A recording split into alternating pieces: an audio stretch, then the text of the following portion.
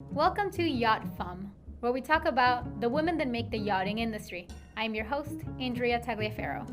Learn who they are, how they got into yachting, and what they do today. Meet Sandra Jordaan, mentor, coach, and founder of the Yacht Purser and the Yacht Crew Coach. Sandra began her yachting career in 2006. For a decade, she worked as a chief stewardess and yacht purser on some of the most prominent yacht charters. She traveled to all 7 continents and is now a sought-after career coach for yacht crew. Hi everyone, welcome back to Yacht Femme. I'm super excited for you guys to meet Sandra Jordaan.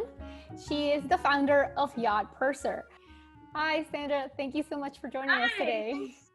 Thanks for having me. I know it's just been an amazing experience to just chat to you, and so thanks for having me.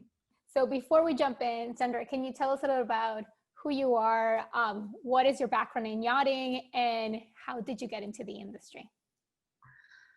Oh gosh, so my story is probably a unique one. I'm from South Africa. That's not unique. There's a lot of us in the industry. And I got into yachting in 2006. I had a friend who went to go and do a season as a stew. She encouraged me to do the STCW course, which I did. And it wasn't until a few months later, actually, that she had a chief stew who needed somebody to come and work in Europe. And so I sent my CV off. I just did it. I was still based in South Africa. I hadn't actually, ever seen a yacht or worked on a yacht. So sent my CV off. We set up a Skype interview, and I ended up landing the job. So the whole reason I think I landed it as well is because the chief stew's brother went to university with me too. So there was some kind of, third person able to say, yeah, she's okay. It's fine. You can hire her. I know her. Great. All right, so I think that's also the power of networking, which is something that I think is really, really important, whether you're working in yachting or on land. I went and worked on yachts for, I was a stewardess, and then I managed to progress to purser, which is where I eventually finished off. So yeah, that was... So before we skip through that, for the people that are not on the crew side of yachting, or actually I'm not even in our industry, can you tell people what is a chief stew, what is a yacht purser? Pretty much what's the difference there? So a chief stewardess or chief steward is the person in charge of the interior department. So if you think of it as being a hotel and restaurant manager, if I can make a parallel towards a land-based role. So the chief stewardess, it's hospitality, it's service, so you're responsible for making sure that everything runs smoothly in terms of the interior of the yacht. So that's housekeeping, laundry, service, all right? And then a purser is almost like, think of an office manager. So an office manager for a large company, they are overseeing a lot of the administration on board. So one of the definitions we say it's an executive administrative officer, and you look at everything from the regulations that affect the yacht, the hiring process, the certification needed for each crew member, port clearances. So whenever the vessel moves, you're looking at the documents needed for that, and also preparing them for the officials. You're looking at, where are you cruising? What is there for guests? Why would they want to go there? Making the itineraries and presenting them to guests as well. And concierge services. So guests get on board the yacht, they say, I want to go to this restaurant. You're the one who's arranging that. You're the one who's arranging all the travel for that. Liaising with the jet pilots, perhaps. Also, how are they going to get to the yacht? So they fly from wherever they're coming from. You need to arrange that as a purser for them to come on board. So whether you have a helicopter, whether you need to arrange cars. So being a purser, it's also the accounting. You're managing some of the budgets. It's a very all-encompassing role. HR, concierge, exactly. admin role. It is a lot. So it's really a role that's been cropping up more recently because yachts are getting larger. So on smaller yachts, you don't find a purser role. It's really that 60-65 meter range where you start seeing the purser. So it's almost like you're the captain's assistant as well. So if they need any assistance with any of their paperwork, again, you're stepping in and just making sure things run smoothly. Got it. So can you tell us more about what you're doing right now? Yeah. So because the role that I finished up as a yacht purser, it's a very complicated role. And most people who step into it are coming from more of a service related background. So as a chief stewardess, you do see on larger yachts, chartered accountants being able to step into that position because of the accounting function that you're doing. But essentially there was one training for it. And I just felt that there was a very big gap in the practical skills that were being taught. And there wasn't somebody teaching those actual practical skills for how to be a yacht purser. So that's where I came in and I created a course that not only provides the theoretical knowledge, but also the skills needed. So it's a very task-based course. And I think that that's really provided students with a lot of real life experience that they wouldn't necessarily have had before stepping into those roles. So that's where I come in terms of being a training provider. I'm trying to upskill everybody and allow them just to confidently manage yacht administration and logistics. So you've been doing this for a while. How long has the yacht purser been up and running, the courses? Right. So we are now on our 7th course, and so the course launched in October 2019.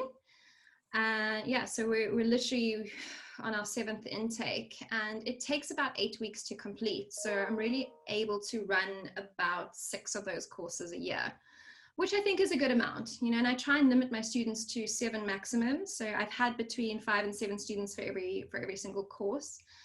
And it's, again, it's I've been doing, so my other company, actually, I'm a yacht crew coach, and that launched in beginning of 2019. So I kind of have merged the two now, where I provide, first of all, the training for pursers and anybody wanting to manage yacht administration and logistics on board.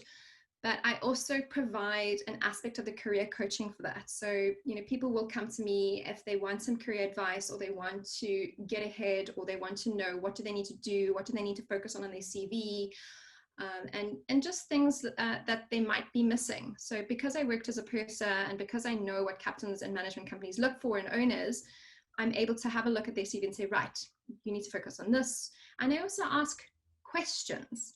So you might have done something, and I will try and get that out of you. So I'm really good at asking those questions to find people's superpowers, if you want to put it like that. Yeah. No, I I get what you mean. Sometimes it's asking the right questions to actually provide, because some people think, in many cases, when you're writing their CV and they're starting out, they're like, oh, I have 0 experience. Actually, you do. We just have to reword it so it can translate into the yachting and to the new role that you actually want to target. So first of all, happy work anniversary. We are in October. I know. I actually realized that it came and went, and I was like, oh, I've been so busy. I think you were asking about what my role is as well. And for me, I do pretty much everything in my business. I do all of my own websites, I do the course, I do my own social media. And I know everyone's like, you should outsource that, or you should have a virtual assistant. I do have somebody who helps me with certain tasks in my business, and I'm really happy with that. But I think it's important, if you are an entrepreneur, that you understand all the processes in your business first before you can actually outsource that, or you can get somebody to take over that. And I think that for me has been crucial as well, because I also like interacting with people on my social media, so I know if somebody's booked an enrollment query, and I've seen that they've been following me, or they've had a few interactions, like I know whether I need to get involved in that sales call, or if I need to delegate that to somebody else. And it works really well, because at the end of the day, it's that know, like, trust factor. You're making a personal connection with somebody, and somebody wants to come and do my course over other ones because of that. So yeah, I do think it's important to know your processes in your business. I do agree with that to some extent. I think you see a difference when you have an entrepreneur that has had to build all the aspects and all the facets of their business. So when you speak to them, you really get an answer when you're talking about things that are not even his, his main role. So it even feels better for as the person talking to them, or the customer service side. But I am also of the mind that the moment you can outsource it, because we want you focused on what is either bringing the money or actually what are your biggest assets, your biggest strengths. And at some point that just takes up valuable time. Absolutely. No, absolutely. And I 100% agree with that. I think it's also for me because perhaps, I come from a yachting mentality, and you do have to be a perfectionist to work on board a yacht. I know it's also maybe not a good thing, but finding the right people and finding the right fit is really important for me. So I think that's where the challenge comes in. It's not like you have an accounting company and everybody knows what an accountant is, and so I think it's that's really made me hold on to that. I understand. We're going to push you out of that, but so I know. So can you tell us what has been now your biggest accomplishment? It doesn't have to be only of your new business, but in yachting in itself. I think because I always wanted to be a purser, I knew I wanted to be a purser. And so obviously landing that first purser role, that was that was a very big accomplishment. And I think because it took me so long, and the reason it took me so long is because I didn't have anybody like a mentor who could guide me or show me the way to get there. Cruising to remote locations like Antarctica and, Madagascar was also challenging, and, Patagonia and all of that. So I think, that was my yachting accomplishment, traveling to all 7 continents as well. Has the pandemic changed your work schedule, your workflow, or it was already something you were ready for? Yeah. I mean, I was lucky. I think, I left yachting in 2018, and I always wanted to set up an online company.